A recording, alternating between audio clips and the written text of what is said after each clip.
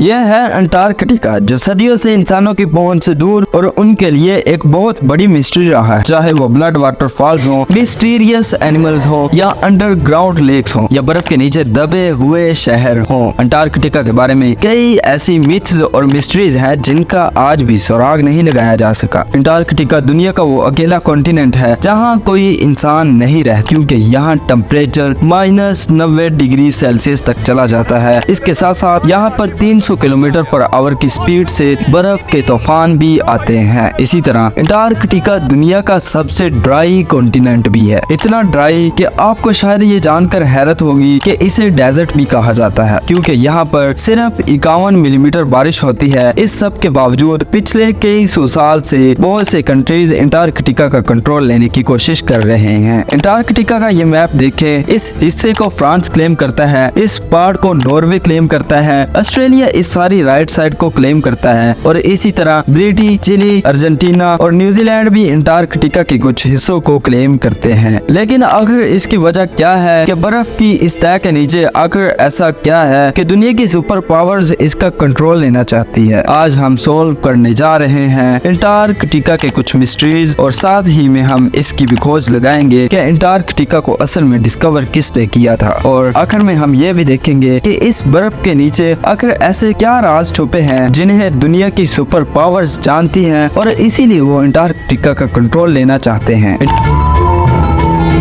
Antarctica किसने discover किया था? ब्रिटिश कहते हैं कि अंटार्कटिका उन्होंने डिस्कवर किया, जबकि रशियन कहते हैं कि सबसे पहले उन्होंने यहाँ कदम रखा था। लेकिन अंटार्कटिका का जिक्र आज से कई हजार साल पहले ग्रीक फिलोसोफर अरिस्टोटल ने किया, जब उसने कहा कि जमीन गोल है और नॉर्थ और साउथ पोल एक दूसरे के मिरर इमेजेस हैं। 2021 में रॉयल सोसाइटी ऑफ न्यूजीलैंड की एक स्टडी पेश हुई, जिसमें यह कहा गया कि इधर ऑस्ट्रेलिया के पास पोलिनेशियन आइलैंड पर रहने वाले महावरी लोग शायद पहले इंसान थे जो 7वीं सदी में अंटार्कटिका पहुंचे थे, क्योंकि उनकी पुरानी कहानियों में एक ऐसे बर्फीले कॉन्टिनेंट का जिक्र मिलता है जो जमीन की सदर्न साइड पर है। खैर, रिकॉर्डेड हिस्ट्री में ब्रिटिश ऑफिसर जेम्स कुक वो पहला यूरोपियन था जो अंटार्कटिक सर्कल क्रॉस करके इधर अंटार्कटिका के पास पहुंचा, लेकिन वो अभी अंटार्कटिका से 130 किलोमीटर दूर ही था कि उसने अपनी शिप वापस मोड़ ली, क्योंकि उसे अंटार्कटिका तो नजर नहीं आया, मगर पानी में तैरते हुए आइसबर्ग जरूर नजर आए, और समुद्र के तेवर ऐसे थे कि शिप को आगे लेकर जाना बहुत ही खतरनाक था। इसलिए जेम्स कुक ने कहा था कि इस सदर्न कॉन्टिनेंट तक पहुंचना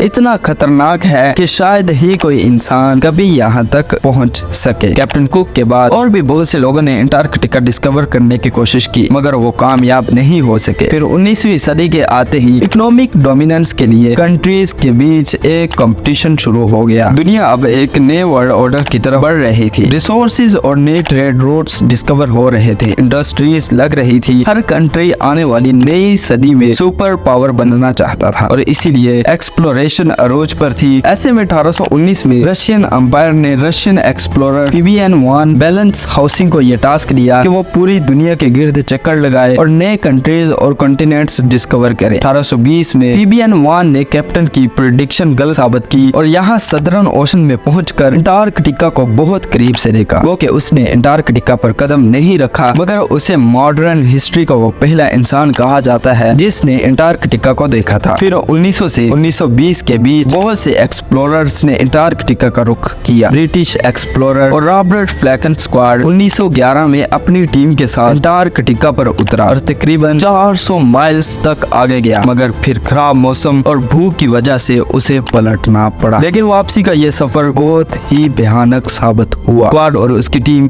सख्त सर्दी और बर्फानी तूफान में फंस गए और उन सब की मौत हो गई। फिर वर्ल्ड वॉर 1 के बाद बहुत सी कंट्रीज ने यहाँ अपनी टीम्स भेजी और इस कॉन्टिनेंट को क्लेम करने की कोशिश की। 1939 में हिटलर के कहने पर जर्मन एयरफोर्स ने यहाँ नाज़ी फ्लैग्स भी गिराए ताकि इस एरिया को नाज़ी जर्मनी के कंट्रोल में दिखा सके। वर्ल्ड वॉर 2 के बाद बहुत सी कंट्रीज ने यहाँ अपने रिसर्च स्टेशन सेटअप किए और यहीं से फिर अंटार्कटिका के बारे में मिस्ट्रीज डिस्कवर होना शुरू हुई। सबसे पहली और बड़ी मिस्टीरियस डिस्कवरी ये है कि किसी जमाने में अंटार्कटिका पर बर्फ नहीं बल्कि घने जंगल होते थे। इंपीरियल कॉलेज ऑफ लंदन के साइंटिस्ट के मुताबिक उन्हें यहाँ फॉसिलाइज्ड वुड मिली, जिससे ये पता चलता है करीबन 900 मिलियन ईयर्स पहले अंटार्कटिका एक गर्म कॉन्टिनेंट था जहाँ पर घने जंगल होते थे। इसके अलावा इन्हें यहाँ कुछ ऐसे इंसेक्ट्स के फॉसिल्स भी मिले जो सिर्फ गर्म इलाकों में होते हैं। अंटार्कटिका के बारे में दूसरी बड़ी और सबसे मिस्टीरियस डिस्कवरी ये थी कि इस 3 किलोमीटर के बर्फ के नीचे 400 लेक्स हैं जिनका अपना ही इकोसिस्टम है। वहाँ पर ऐसे समुद्री जानवर हैं जो पूरी दुनिया में कहीं नहीं होते, जैसे ये बड़े बड़े स्पाइडर और सी थ्रो जेलीफिश। ये बर्फ के नीचे एक अलग ही दुनिया है। इसी तरह अंटार्कटिका पर एक और चीज जिसने बहुत से एक्सप्लोरर्स को बहुत सालों तक पजल किए रखा था वो ये खूनी चश्मे हैं। ये वाटरफॉल ऐसे ही हैं जैसे बर्फ से खून निकल रहा हो, मगर हाल ही में साइंटिस्ट ने ये डिस्कवरी की कि इस वाटरफॉल का सुर्ख रंग इसीलिए है क्योंकि इस चश्मे को एक बहुत ही साल्टी लेक से पानी आता है जिस पर अब कई सौ फुट बर्फ पड़ चुकी है और वो लेक एटमॉस्फेयर से बिल्कुल कट ऑफ हो चुकी है। इस पानी में बहुत ज्यादा आयरन है और इसीलिए जब ये पानी चश्मे में आता है तो ऑक्सीजन और धूप की वजह से पानी में मौजूद आयरन ऑक्साइड्स होता है और इसका बिल्कुल जंग जैसा कलर हो जाता है। अंटार्कटिका के बारे में तीसरी सबसे बड़ी मिस्ट्री और कॉन्स्पिरेंसी ये है कि इस बर्फ के नीचे कोई एंशिएंट सिविलाइजेशन है। बहुत से लोगों ने ये क्लेम किया है कि यहाँ पर एलियन स्पेसशिप्स भी देखी गई हैं। 2016 में गूगल अर्थ पर अंटार्कटिका में बहुत सी अनयूजुअल एक्टिविटीज रिकॉर्ड की गई। कॉन्स्पिरेसी थ्योरिस्ट जहाँ इन्हें एलियन यूएफओस कहते हैं, वहीं बहुत से पॉलिटिकल एक्सपर्ट्स के नजदीक ये अमेरिका और दूसरे कंट्रीज के सीक्रेट एयर ऑपरेशंस हैं जो वो अंटार्कटिका में कर रहे हैं। और यहीं पर आता है अंटार्कटिका का वो हिडन पॉलिटिकल फ्रंट जिससे बहुत कम लोग अवेयर हैं। जहां बाकी पूरी दुनिया दूसरे जियोपॉलिटिकल इशू में उलझी हुई है, वहीं अमेरिका, चाइना और सोवियत यूनियन अंटार्कटिका पर एक्सपेडिशंस भेज रहे हैं। इनफैक्ट चाइना ने तो वहां अपने मल्टीपल रिसर्च स्टेशन सेटअप किए हुए हैं। 1959 की अंटार्कटिक ट्रीटी के मुताबिक कोई भी कंट्री अंटार्कटिका में साइंटिफिक इन्वेस्टिगेशंस कर सकता है, बस उसे उन स्टडीज का रिजल्ट सब कंट्री के साथ शेयर करना होगा। 1992 में यूएस जियोलॉजिकल डिपार्टमेंट के सर्वे में यह डिस्कवरी सामने आई कि अंटार्कटिका में 500 मिलियन बैरल्स के नेचुरल गैस और ऑयल के रिजर्व्स हैं, लेकिन चाइना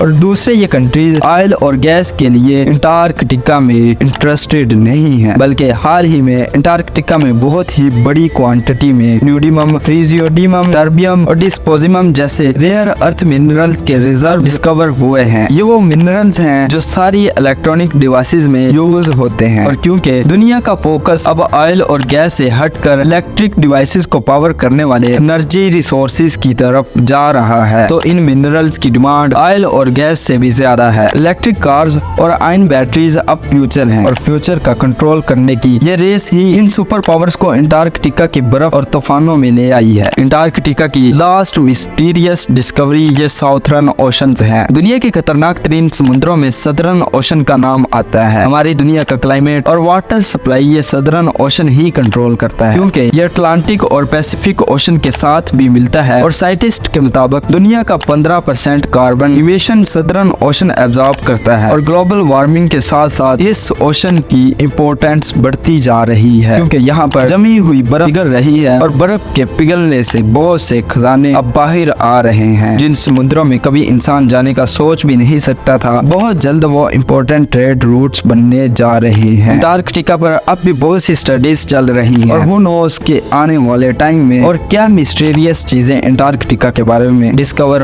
होंगी। ऐसी मजीद मालूमाती वीडियोस के लिए हमारे इस छोटे से चैनल को सब्सक्राइब करके साथ मौजूद बेल आइकन पर प्रेस कर दें। वीडियो पसंद आने की सूरत में वीडियो को लाइक लाजमी कीजिए। मिलते हैं अगली वीडियो में, तब तक अल्लाह निगहबान।